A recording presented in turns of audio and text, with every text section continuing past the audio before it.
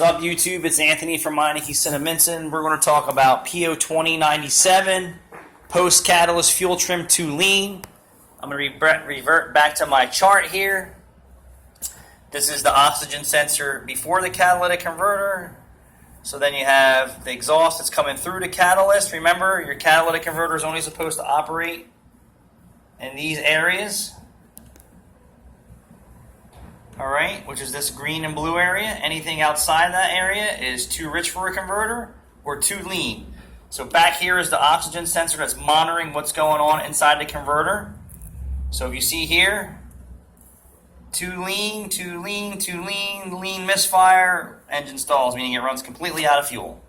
Too rich, too rich, too rich, you can have engine misfire, flash of raw fuel and gas going through the converter, so on and so forth. So post catalyst to lean.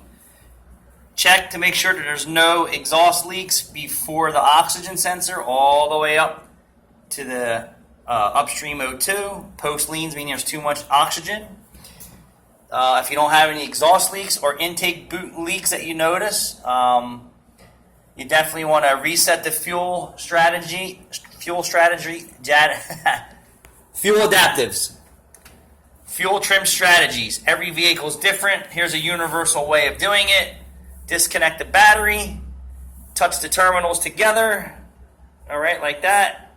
With the battery disconnected, reattach the terminals to the battery. So, disconnect both terminals. Touch them together. And reapply them back to the battery in the proper location. If you're not confident with doing that, go pay a professional.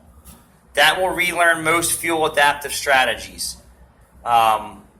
If the car has not had a tune-up in 100,000 miles, I'm going to recommend putting a set of spark plugs in it. And if the air filter is nasty, then do that too. Anything you can do to improve the fuel and air going through the exhaust system, through the catalytic converter, will definitely help. If Po2097 does not go away, you're going to need a catalytic converter and probably a tune-up. Po2097, post-catalyst fuel trim to lean.